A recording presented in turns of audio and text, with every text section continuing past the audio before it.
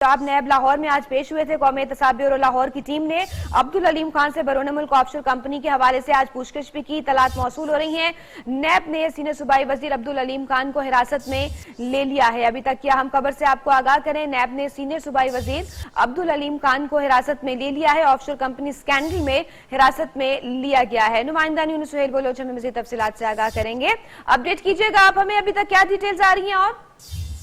जी, आज 11 बजे अलीम खान नैब में पेश हुए थे। ऑफशोर कंपनी मुल्क जायदे बनाने के हवाले से उन्हें आज तलब किया गया था और उस हवाले से नैब की टीम जो है उनसे तहकीकात कर रही थी। अब जराए ये बता रहे हैं कि अब्दुल अलीम खान को जो है वो नैब ने गिरफ्तार कर लिया है और नैब की जानिब से इस हवाले से अभी तक कोई तस्दीक नहीं है। तमाम जराए कन्फर्म कर रहे हैं कि अब्दुल अलीम खान को ऑफशोर कंपनी बनाने के हवाले से बैरून मुल्क जो उन्होंने असासे बना रखे थे उस हवाले से उन्हें गिरफ्तार कर लिया गया। नैब की जानिब से एक दफा फिर जो है वो गिरफ्तारियों का अमल शुरू हो चुका है और अब्दुल अलीम खान को जो है वो आज गिरफ्तार किया गया और इसके साथ साथ बैरून मुल्क जो उनकी मजीद कंपनियों के भी इंकशाफात हुए थे जिस पर नैब की जानिब से पाकिस्तान के तमाम अदारों से पहले रिकॉर्ड किया और उसके बाद बैरून मुल्क जो जायदादें बनाई हुई थी उस हवाले से उनकी जानिब से जो है वो तहकीकात करते कुछ आम शवाहिद मिले जिस पर आज उनको तलब किया गया था और तलब करने के बाद उनको जो है वो गिरफ्तार किया गया। जो गाड़ी वापस रवाना हुई उसके अंदर भी जो है वो अलीम खान मौजूद नहीं थे। तमाम ये भी जरा बता रहे हैं कि उन्हें गिरफ्तार कर लिया गया है और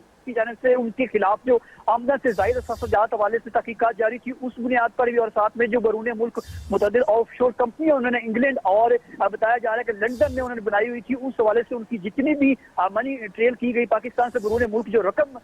भिजवाई गई उस हवाले से भी नैब ने अहम रिकॉर्ड किया था और इस मुतल्लिक ही नैब की मुश्तरका टीम ने आज उनको तलब किया था। 11 बजे वो जब नैब की मुश्तरका टीम के सामने पेश हुए तो वहां पर उनसे तहकीकात की गई। तमाम कुछ ऐसे जो है वो ठोस शवाहिद मिले जिस बुनियाद पर फिर जो है नैब को उनको हिरासत में लेना पड़ा और नैब ने उनकी गिरफ्तारी अमल में लाई और उसके बाद अब नैब जो है मजीद इस पर जो है वो हिकमत अमली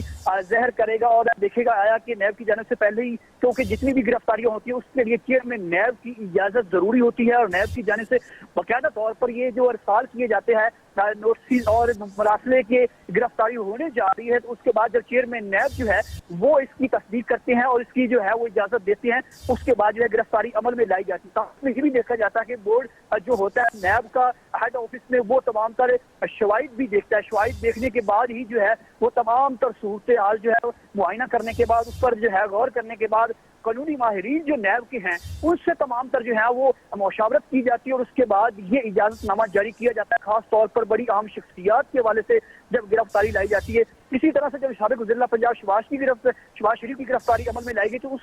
हवाले से भी चेयरमैन नैब की जानिब से जो है तमाम केसेस को जो है आगाह किया गया। उसके बाद गिरफ्तारी अमल में लाई गई। तो हम जैसे ही अब्दुल अलीम खान नैब में पेश हुए तो उसके बाद एक रेंजर की गाड़ी भी इजाफी तलब की गई थी। पहले भी रेंजर की होती है तमाम एक और गाड़ी जो है वो तलब की गई थी और इस हवाले से तहकीकात जारी थी। नैब जो तर्जमान है उनकी जानिब से भी ये कहा जा रहा था कि अभी तक तहकीकात जारी है। 2 घंटे का जायद का वक्त गुजरने के बाद जो है उसकी जराए ने कन्फर्म किया कि उनकी गिरफ्तारी अमल में लाई जा चुकी है। ऑफशोर कंपनियों के हवाले से अब मजीद उनके खिलाफ जो है वो तहकीकात आगे बढ़ाई जाएगी और उन्हीं शवाहिद की बुनियाद पर जो है वो अब्दुल अलीम खान से मजीद जो लोग इसमें मुलविस होंगे इनके खिलाफ भी घेरा तंग होगा। आया देखा जाएगा कि अब्दुल अलीम खान के साथ और कौन लोग मुलविस थे और किस तरह से ये तमाम तर जो इतनी बैरून मुल्क जायदाद बनाई गई हैं और इस हवाले से जायदादों में क्या क्या इंकशाफ होगा ये सारी चीजें जो है वो नैब की जानिब से बाद में वाज़ा की जाएगी जब उनको एक साफ अदालत में जो है वो रिमांड के लिए पेश किया जाएगा। और इसके साथ साथ ये भी बताता चला जाऊँ कि साबिक जो ये अब्दुल अलीम खान है सूबाई सीनियर वजीर है पंजाब की, इनकी जानिब से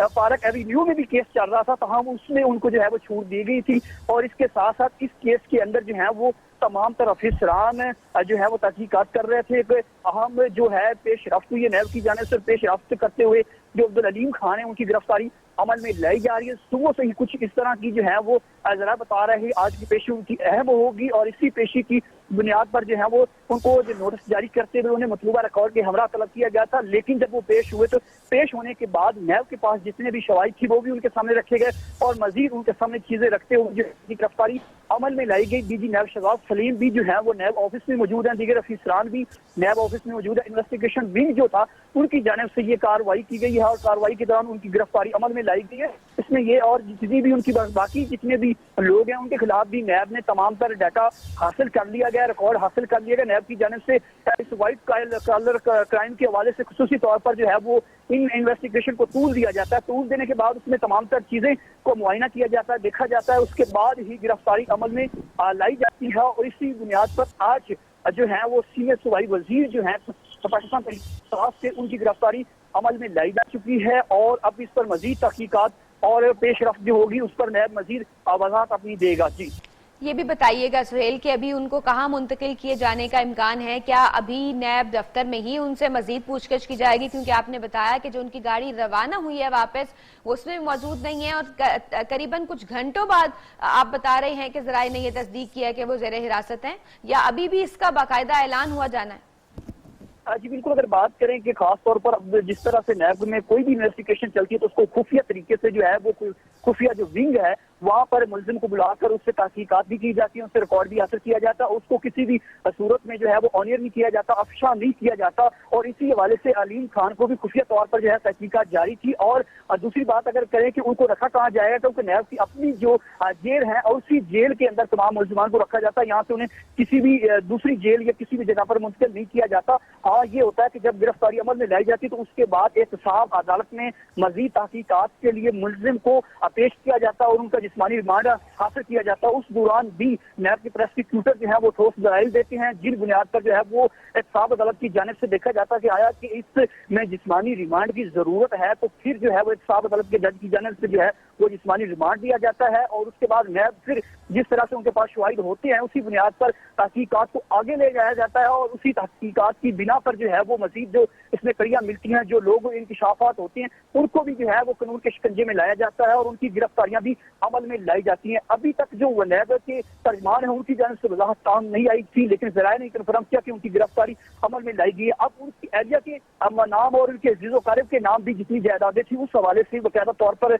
नैब लाहौर की जानिब से जो है वो security exchange commission, federal board of revenue समेत बैंक जितने भी हैं, स्टेट बैंक, गवर्नर बैंक, उनसे तमाम का रिकॉर्ड हासिल किया गया था और देखा गया था कि ये बैरून मुल्क जो कंपनी बनाई गई है इसमें किस तरह से जो है वो आमदनी जराये थे, कौन से जराये से बनाई गई और इस रकम को कैसे बैरून मुल्क मुंतकिल किया गया, ये सारी चीजों का जो है वो नैब की जानिब से तहकीकाती अमल जारी था। और उस तहकीकात की बुनियाद पर जो है वो इन्वेस्टिगेशन को हतमी मराहिल में जो है वो दाखिल किया गया, क्योंकि नैब की जानिब से यही वजाहत आती है कि व्हाइट कॉलर क्राइम के लिए जो है वो वक्त दरकार होता है। उस वक्त के दौरान जो है अदारों को टच किया जाता है, उनसे मरासले जारी किए जाते हैं, उनसे जो है वो तहकीकात की जाती है, वो सारी मिलने के बाद मुलजिम को बुलाया जाता है, फिर उसके मुताबिक जो है उनसे सवाल किए जाते हैं, उनसे पूछा जाता है आया कि ये जो इन्वेस्टिगेशन की जा रही है इसमें मुलजमान पर क्या क्या जो है इल्जाम आते हैं, उसी बुनियाद पर जो है सवाल करते हैं, उनसे रिकॉर्ड हासिल किया जाता है। फिर उस रिकॉर्ड को और जो अदारों से रिकॉर्ड मिलता है उसको जो है वो सामने रखते हुए मजीद खुफिया तौर पर नैब जो है अपने जराये के मुताबिक तहकीकात करते हैं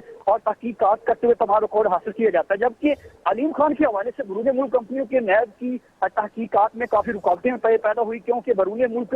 जो है वो रिकॉर्ड नैब को मिलना मुश्किल था। नैब की जानिब से इस हवाले से फिर जो है दीगर ममालिक में जाकर इस हवाले से तहकीकात की गई और तमाम तरह तो पाकिस्तान से भी उन्हें काफी रिकॉर्ड मिला था और उस रिकॉर्ड की बुनियाद पर जो है बैरून मुल्क उन्होंने रुख किया और वहां से भी कुछ शवाहिद मिले और इंकशाफात हुए कि उनके खिलाफ नाम जो बैरून मुल्क उन्होंने जायदादें बना रखी हैं या ऑफशोर कितनी हैं, इनके अंदर क्या किस तरह से उन्होंने जो है वो कौमी खजाने को नुकसान पहुंचाया या किस तरह से जो है व्हाइट कलर क्राइम करते हुए उन्होंने तमाम तर जो है वो कंपनियां बनाई। इसके अब जिस तरह दूसरे इसमें मुलविस लोग उनके खिलाफ भी नैब की जानिब से दीगर अदारों को मरासले लिखे गए और उनके तमाम तर जितना भी रिकॉर्ड है वो हासिल किया गया। तो तकरीबन यकीनन ये पाकिस्तान तहरीक इंसाफ की बड़ी गिरफ्तारी अमल में लाई गई है और इस हवाले से हमेशा जो है वो सियासतदान भी नैब पर तनकीद करते थे कि जो उनकी अपनी जो है वो दूसरा म्यार है इस हवाले से, लेकिन नैब की जानिब से यही कहा गया कि तमाम के खिलाफ जो है वो कार्रवाई की जाएगी और फौरी तौर पर जो है वो कार्रवाई का अमल लाया जाएगा। उसी को देखते हुए जो है आज गिरफ्तारी अमल में लाई जाएगी। अब आगे के मराहिल जो है वो नैब जो है उनकी गिरफ्तारी अमल में लाने के बाद नैब की इन्वेस्टिगेशन टीम जो है वो उनसे तहकीकात करेगी, पूछताछ करेगी, उनसे बयान कलामत किए जाएंगे और दीगर लोगों को बुलाया जाएगा, उनसे भी रिकॉर्ड हासिल किया जाएगा और इसके साथ साथ उनके सामने जितने भी बयान आते हैं जी साथ रहेगा। सुहेल, आपसे मज़ीद तफसीलात हम जानते रहेंगे।